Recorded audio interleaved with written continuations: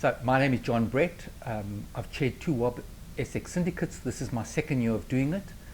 I'm an experienced non-executive director and chairman. I've also been a former CEO of a number of public companies, both listed on the ASX and the JSE. And I've been an executive director in private equity and in banking.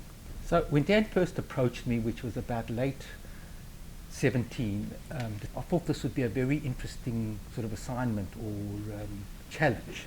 These were 12 very experienced women, all at the peak of their professional careers, all looking to make a transition to their next careers being on boards.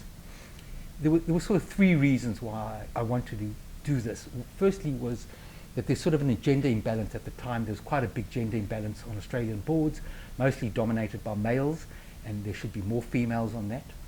The second is that a lot of the advertisements were calling for people with ASX experience. Now, I'm not actually sure why they need ASX experience. You need intelligent people, and what it actually meant was that you were taking the same pool of people who were already on ASX boards, giving them more and more roles, and a lot of really talented, clever people were not really getting a look into those boards.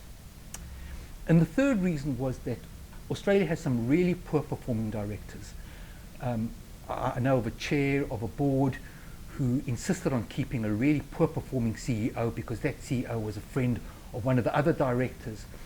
And despite the fact that the company was performing poorly, the CEO was performing poorly, there was low morale in the staff, the share price was poor, he was insisting on keeping the CEO.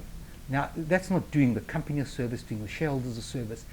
And really you need better quality directors than that. And this would give me a chance to have some input in helping Australian corporate get good directors as well.